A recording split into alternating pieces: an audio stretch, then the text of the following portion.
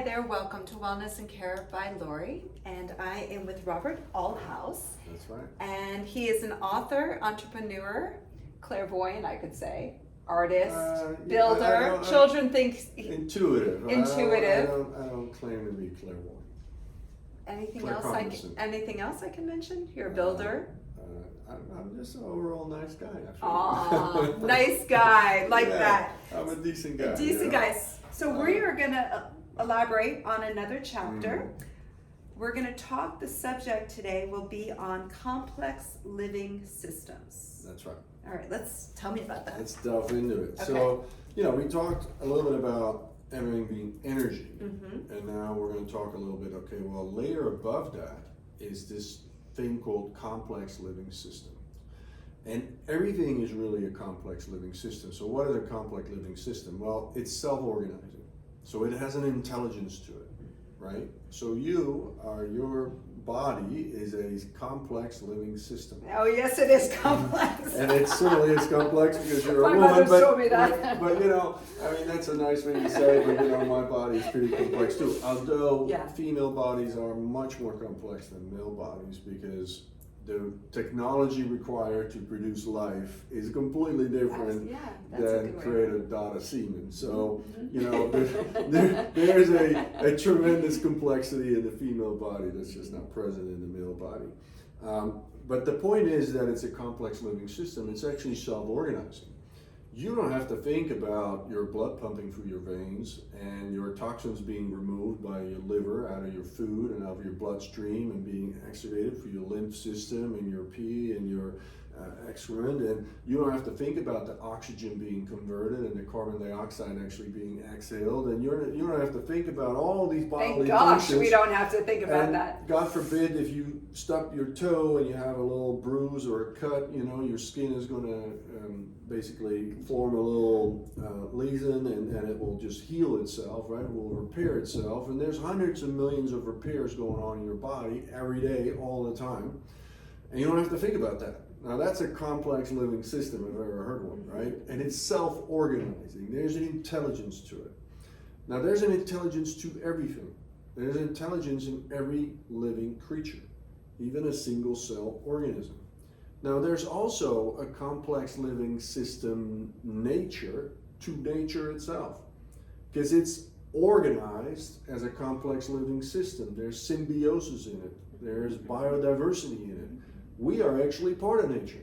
We are interacting with this Mother Earth, which has all kinds of seasons and cycles and weather patterns and all kinds of technology. The CO2 that we exhale, that tree takes in and returns as oxygen. There's a symbiosis between me and that tree every time, every minute of the day, every second of the day.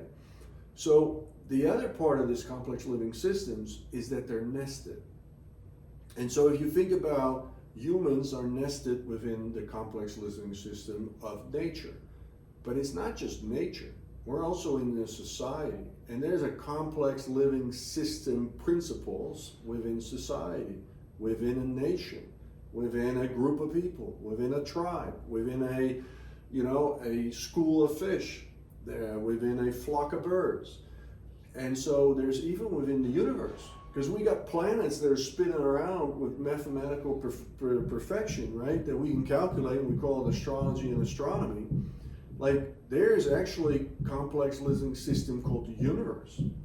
And we are sort of foolish to believe that, the universe is hundreds of billions of galaxies and they're all interacting with each other. And all of this is intelligent. All of it is operating in some organized way beyond even our thinking. So to this smallest little kernel of sand on the beach right there, up to galaxies light years away, it's all complex living systems nested within each other. So beautiful. Everything is connected. Now, the problem is that we as humans have started to think, since our scientific revolution about 300-400 years ago, that we can basically just fuck with this system ad nauseum. Now that is not possible, because if we do not follow the intelligence of nature, right, and we disrupt and we see things in a reductionist way, so we don't see the complexity of all of it, So we're just mucking around with this complex living system over here, not thinking it has any relationship to anything else, right? Global warming. Now we're creating a problem. Uh-huh. Mm-hmm. And we can see this in our health. So we have a massive problem that our agriculture has gone to industrial agriculture, and we use fertilizers that are dependent on herbicides and pesticides, hormones, growth hormones in the animals we eat. Now all this stuff goes through the animal, through the plant.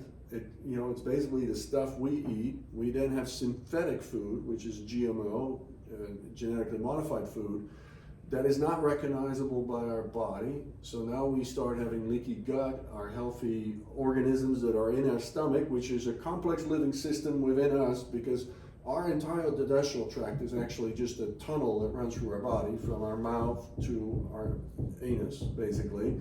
It is a tunnel, and the tunnel has a very single cell line tissue that absorbs the nutrients.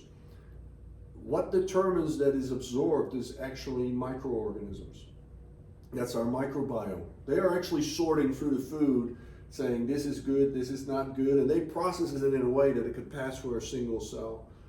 So if this is the wrong food, that has the wrong genetic indicators, which are synthetic, which are pesticides, herbicides, all this stuff that you wouldn't possibly touch with a 10-foot pole normally, but we eat it through our food, right? Now we get this escalation of diseases. And so we know on every level that our complex living system called the body has been disrupted because we have disrupted it downstream. This is us, humanity, ignoring the intelligence of life itself. Right? So I talk a lot about the intelligence of life itself. How's life designed? How's nature designed? How does nature thrive? How does it regenerate itself? Because it has an inherent capacity to regenerate itself within boundaries, right? And it has an inherent capacity to self-organize, to be self-intelligent. And it's never the same. It's always growing. It's always evolving. But once you disrupt it too much, so not understanding that everything is a complex living system, even a business is a complex living system, because a business is an assimilation of people coming together, creating a service, a product, or whatever it is. Well, that complex living system, if it's within the principles of nature, will be thriving. But now we have the great resignation, because we've created many industries, many corporations, many jobs that are not conducive to life itself. Like, people don't really want to spend their life that way. And now we're wondering, why do people not want to work? Well, there are complex living systems within complex living systems. We have to make everything conducive.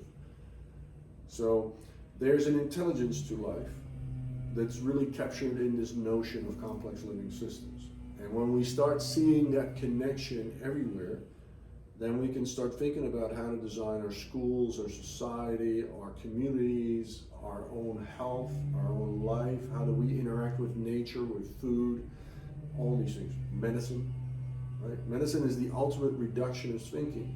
There's a complex living system that's intelligent by nature and a natural immunity system that is very complex and very powerful.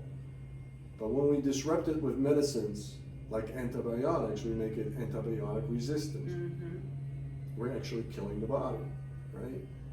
And then there's other experimental technologies that have been introduced lately that basically disrupt the intelligence of the body itself on purpose. And you can wonder, is that a smart thing to do? I have nothing to say. I think you explained that perfectly. Anything else you would like to tell this? No, I would say, for a lot of people, maybe it sounds like, well, a complex living system, what's this? I mean, the notion is this. There's an intelligence to life itself, period. There's an infinite intelligence to life itself. Every aspect of reality, your body, your mind, society, culture, nature, planets, stars, suns, there's an intelligence to all of it. And the fastest way of actually starting to see how all of it is connected is to start seeing that everything is a complex living system nested within each other. We cannot see ourselves independent of what we're nested within, right? And so in a food chain, in the ocean, if you take the major predators away, you collapse the food chain, you collapse the entire ecosystem in the ocean. And the gas on the boats and all, and so, it's everything. you cannot see anything disconnected from something else. So we have a record amount of species dying out on this planet. Well, there's no excess species, and even though you might not be able to see immediately what the effects are, we know there's coral dying around the planet, right? Or severely challenged by the rising temperatures. And so coral is basically the breeding grounds for fish species. So, if the coral is affected, the fish species are going to affect it. And if the small fish species are affected and there's no plankton, then the big fishes can't, the small fishes can't grow, the bigger fish can't eat those. You made this perfectly clear. It's all connected. It's all connected. And so Everything if is someone connected. starts thinking like that, Right.